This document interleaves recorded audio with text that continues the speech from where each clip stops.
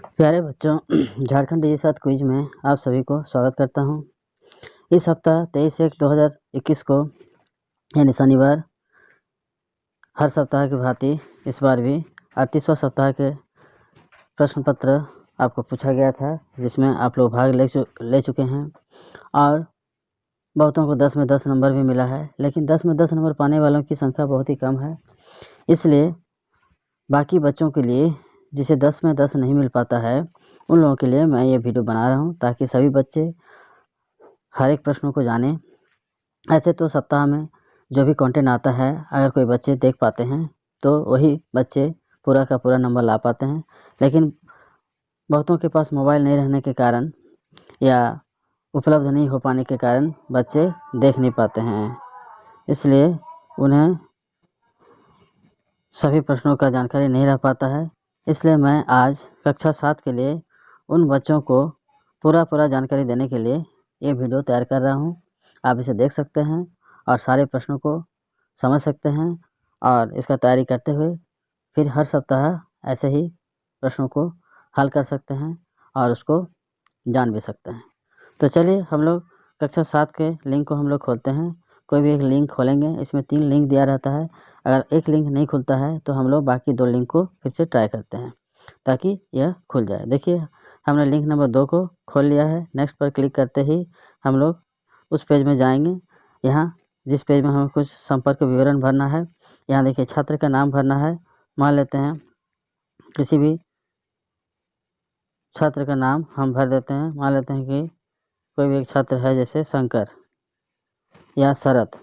हम लोग शरद भी भर सकते हैं, जो कि इस विद्यालय में पढ़ता है, शरद त्यू। उसके बाद विद्यालय के नाम में हम लोग यहाँ देखिए विद्यालय का नाम आ गया है, इसमें विद्यालय का नाम भरेंगे। ये लड़का किस विद्यालय में पढ़ता है, उस विद्यालय का नाम हम लोग लिखेंगे। देखिए, ये बच्चा नगर पालिका बांग्ला मिडिल स्कूल चाईबासा में पढ़ता है, तो हम लोग भर लिए विद्यालय का नाम। अब यह क्विज किसके फ़ोन के द्वारा दे रहे हो, तो ये मेरा या मेरे अभिभावक भाई बहन का जो भी अपना फ़ोन है वो अपना नंबर लिख सकते हैं। हम एक सबूत के तौर पर एक नंबर लिख देता हूँ। आप जो भी नंबर अपना फ़ोन से करते हैं वही नंबर लिखिए। अब हम यहाँ जिला का नाम पर टच करके यहाँ पश्चिम सिंहभूम लिखेंगे, क्योंकि यह विद्यालय पश्चिम सिंहभूम जिला में आता है। अब नेक्स्ट पर टच करके हम लोग उस पेज पर आ जाएंगे। देखिए, प्रखंड के नाम चुने, इसमें पूछ रहा है, तो इसमें प्रखंड के नाम सदर चाईबासा भर देंगे। नेक्स्ट करेंगे तो हम लोग इस पेज के हिंदी प्रश्न पत्र, देखिए पहला प्रश्न है हिंदी का, इस पर हम लोग आ चुके हैं। तो पहला प्रश्न क्या है, पोथी कहानी के अनुसार बुधन का आदर्श था। पोथी कहानी के अनुसार बुधन का आदर्श था कौन? सोमा, बाबा, मंगल, कोई नहीं। तो यहाँ आप अगर इस पाठ को पढ़े हैं तो आप बता सकते हैं कि ये मंगल का आदर्श था। बुधन का आदर्श कौन था? मंगल। अब दूसरा प्रश्न देखिए, पोथी कहानी के अनुसार खेतों से छोटी मछलियों के गायब होने का कारण क्या था? कम वर्षा, अधिक वर्षा, रासायनिक खाद और कीटनाशक दवा का अधिक प्रयोग, इनमें से कोई नहीं। तो इसमें होगा रासायनिक खाद और कीटनाशक दवा का अधिक प्रयोग के चलते क्या हो गया, मछलियाँ गायब होने लगा। नेक्स्ट पर टच करके हम लोग अगला पेज पर जाते हैं। देखिए, इस पेज पर हम लोग आ चुके हैं। इसमें इंग्लिश का प्रश्न पत्र पूछ रहा है। पहला लाइन देखिए क्या लिख रहा है, रीड द गिवन लाइन्स, इस लाइन को पढ़ें and answer the questions given below, और नीचे जो प्रश्न दिया गया है उसका उत्तर दें। Where the clear stream of reason has not lost its way into the dreary sand of dead habit. इसका क्या मतलब होगा, जहाँ कारण की स्पष्ट धारा मृत हैबिट की सुनसान रेत में अपना रास्ता नहीं खोया है, ऐसे कुछ इसका मतलब आ रहा है। तो ये क्या किसको दर्शा रहा है? The expression dead habit indicates, dead habit मतलब मृत आदत क्या दर्शा रहा है? एंशिएंट प्रैक्टिसेस ऑफ सेजेज माने पौराणिक अभ्यास, सेज मतलब संतों का। दूसरा है पर्सनल हैबिट, आदमी का अपना आदत। ओल्ड कस्टम्स एंड प्रैक्टिसेस, ये ओल्ड पुरानी प्रथा और अभ्यास है। चौथा है न्यू कस्टम्स एंड प्रैक्टिसेस, नया प्रथा, परंपरा और अभ्यास है। तो आप इस पाठ को अगर पढ़े हैं तो बता पाएंगे ये ओल्ड कस्टम एंड प्रैक्टिसेस है, यानी पुराने परंपरा और अभ्यास के बारे में इसको बताया गया है, इसमें बताया गया है। Fill in the blanks with a suitable preposition बैठा के इसको भरना है। फिल इन द ब्लैंक्स को, she went dash the room, she went dash the room, into the room, जब बाहर से अंदर घुसते हैं तब हम लोग इनटू का प्रयोग करते हैं। She went into the room. तो ये प्रश्न हो चुका। अब हम लोग नेक्स्ट पर क्लिक करते हैं। अगला प्रश्न मैथ पर आ जाते हैं। देखिए 16 का आधार 4 के घातांक के रूप में हमें लिखना है। तो 16 को हम लोग 4 के घातांक में लिखेंगे, यानी 4 को कितना बार गुना करने से 16 होगा ये लिखना है। तो 4 गुना 4 करने से 16 होता है, यानी 4 का 2 घातांक। तो देखिए 4 का 2 घातांक, ये ऑप्शन नंबर 2 है, तो इसको हम लोग क्लिक करेंगे। फिर अगला प्रश्न पर जाते हैं। 7886 का मानक रूप क्या होगा। मानक रूप में हम लोग कैसे लिखते हैं ये जानना जरूरी है। हम लोग मानक रूप जो लिखते हैं इसका रूप होता है k इंटू 10⁻n। k क्या होता है, k का मान जो होता है 1 से 10 के अंदर होना चाहिए और n का मान धनात्मक होना चाहिए। n का मान धनात्मक होना चाहिए, ऐसे n का मान धनात्मक होना चाहिए, धनात्मक या ऋणात्मक दोनों होता है। तो ठीक है, हम लोग इसको मानक रूप में अब लिखते हैं। तो k का मान 1 से 10 के अंदर होना चाहिए, यानी यहाँ जो दशमलव दिया हुआ है 3 संख्याओं के बाद 7, 8, 8, 6.65, तो इस दशमलव को अगर हम इस स्थान पर ले आएंगे तो ये हो जाएगा 7.8865, तब ये 1 से 10 के अंदर आएगा। लेकिन हम दशमलव को कितना स्थान बाएं तरफ ला रहे हैं, 1 2 3 स्थान, तो हम लोग यहाँ पर 10 को 3 घातांक के साथ गुना करेंगे और इसमें देखेंगे कि ये कौन सा है। तो ये वाला विकल्प ऐसा हो रहा है, तो विकल्प संख्या हम लोग 2 चयन करेंगे। तो इस तरह से अगर इस संख्या को अगर फिर हम 10 से गुना कर देंगे तो ये संख्या पुनः इस रूप में आ जाएगा। जो हम लोग सिलेक्ट किए हैं इस संख्या को या 10 का 3 घातांक यानी 1000 से गुना कर देंगे तो पुनः इस संख्या में वापस चले आएगा। तो इस तरह से हम लोग इसको लिखते हैं। तो अगला प्रश्न देखते हैं, नेक्स्ट पर टच करके अगला प्रश्न पर जाते हैं। देखिए अब साइंस का प्रश्न आ चुका है। इनमें से कौन सा जंग लगने से बचाव के उपाय है। इनमें से कौन जंग लगने से बचाव के उपाय है।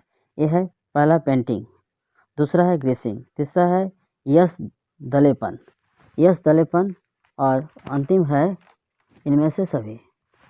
तो हम लोग को चयन करना है।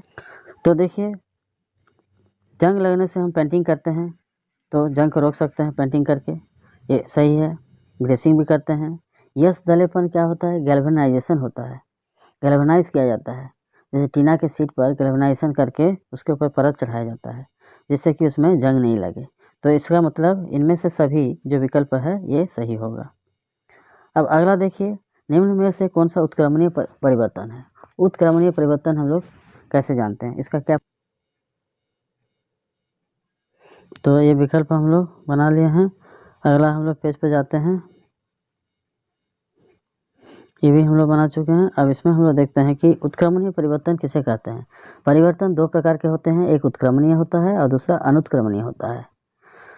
तो जब किसी परिवर्तन को उल्टा किया जा सकता है तो उसे हम उत्क्रमणीय परिवर्तन कहते हैं। जैसे बर्फ़ का पिघलना, कागज़ को मोड़ना, पानी से भाप बनना।